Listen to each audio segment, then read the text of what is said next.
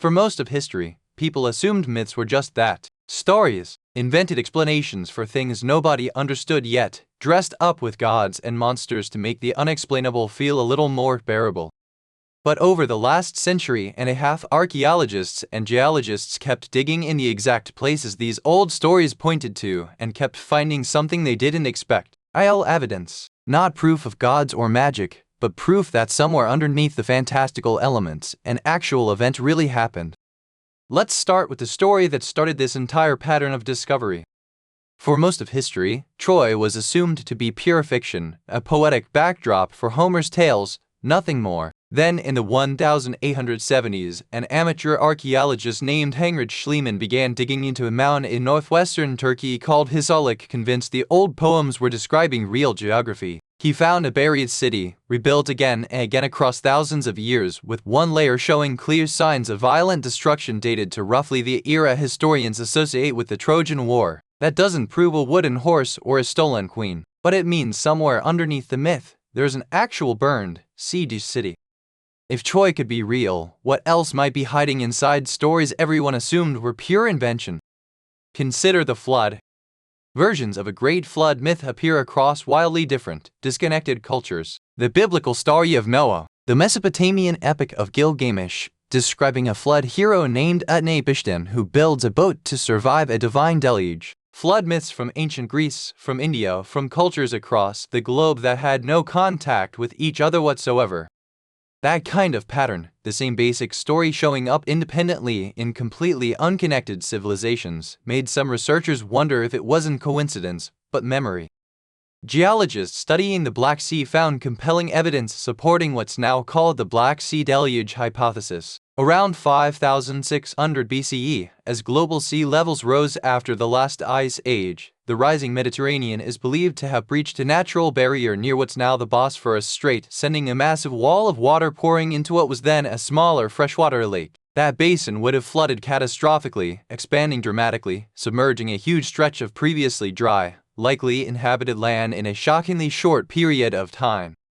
For people living along that ancient shoreline, watching a lake swallow their world in what might have felt like days, this wouldn't have been a metaphor. It would have been the most catastrophic event their community ever experienced, the kind of story that gets told and retold, generation after generation, eventually calcifying into myth.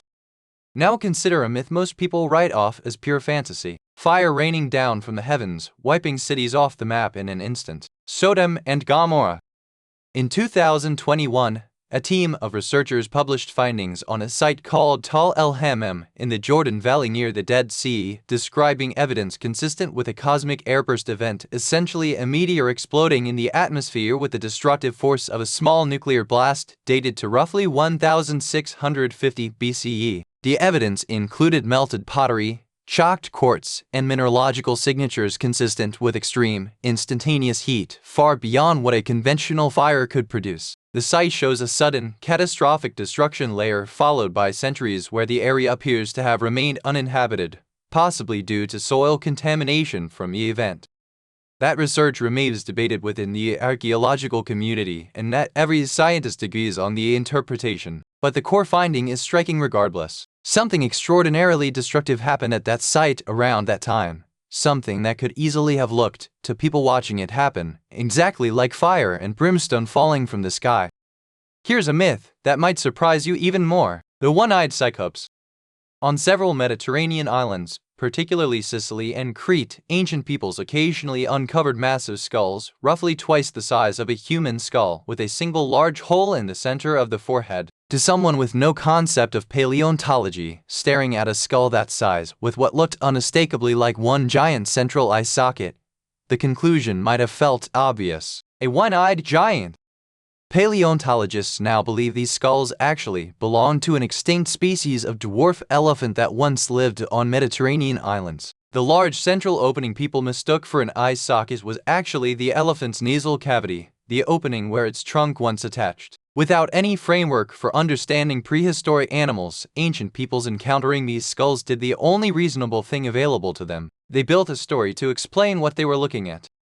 There's a similar pattern behind dragon myths found across cultures with zero contact with each other, from China to Europe to the Americas. Paleontologists studying the history of fossil discoveries have proposed that ancient peoples regularly stumbled upon the bones of dinosaurs and other extinct giant reptiles embedded in rock formations, with no scientific concept of deep time or extinction to explain what they'd found. Enormous bones, sometimes with wing-like or claw-like structures nearby, scattered across regions with no living animal remotely that size. A dragon was, in a sense, the most reasonable explanation available for a world without paleontology.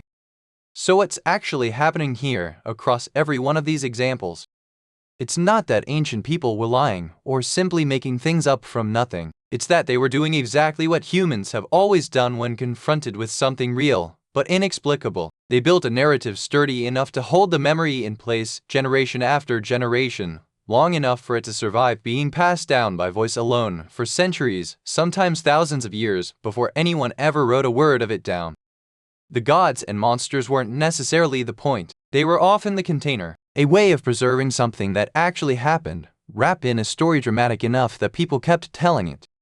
Every one of these myths started with something real: a burned city, a catastrophic flood, a meteor strike, bones nobody could explain yet, and in each case, that real event got wrapped in exactly the kind of story a human mind reaches for when facing something too big, too destructive, or too strange to explain any other way. So the next time you hear an ancient myth and dismiss it instinctively as pure fiction, it might be worth asking a different question. Not whether it's literally true, but what actually happened underneath it that made someone need to tell that story in the first place.